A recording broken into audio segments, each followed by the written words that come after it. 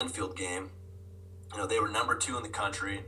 We were kind of the underdogs in the conference, and pretty much first series of the game, the starter goes out with a season-ending injury. So I'm like, oh wow, man! Finally, I got my shot. Here we go.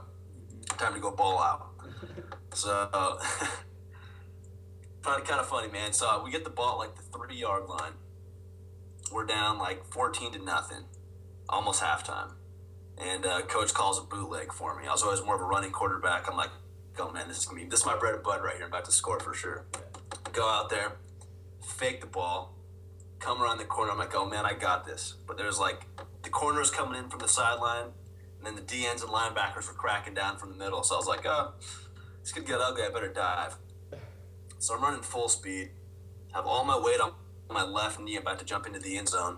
The DN just cuts me down right to the side of my knee. When I blew my knee out, it was pretty much just like a rush of emotions for me, man, because, in the back of my mind, I kind of knew I was done. There's no way I was going to be the same athlete I was. But honestly, I'm really glad that it happened because, I realized that I was really never that passionate about football, even though I thought I was. And as a result, I kind of found my real calling in life and my real true passion, and that's commercial fishing in Alaska. In all reality, I was born and raised to be a fisherman, man. My dad's a 30-year Bering Sea crab vet. All my uncles are, and my cousins. So, that's what we were bred to do. And I kind of realized I had that passion when I was about 8 or 9 years old. I went up and did my first season with my dad. We did a tendering season in Prince William Sound when I was 9 years old. And I was up there for 2.5 months. And that was actually right before the summer of my first tackle football season.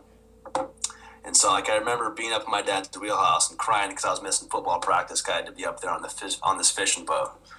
And, so that sucked. But it really opened my eyes up to something that I had a lot of interest in. Coming summer is going to be a good one.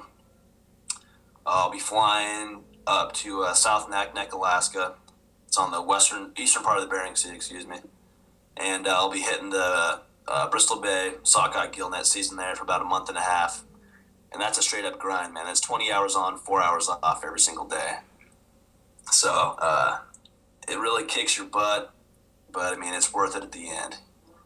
And then I'll follow that season with a 1-month seining season in Prince William Sound, and that'll be a good time too because I'm fishing with my cousins on that boat. And that it's really a cool dynamic being around your cousins and your dad and stuff when you're catching fish and making money like that. It's really cool. It's very special. So that's this summer. And actually, this is most likely going to be my last summer on deck of a salmon boat. And next year, I'm going to be looking at getting my own salmon boat, which I'm really looking forward to. That's going to be a big move for me. And I'm really hoping that works out. And again, looking forward to the future, man. Once I'm done with college, it's no longer going to be just a summer gig, where I go up there for a few months, make some money, and come back. It's going to be a year-round thing. I'm fully selling out to it, fully committed.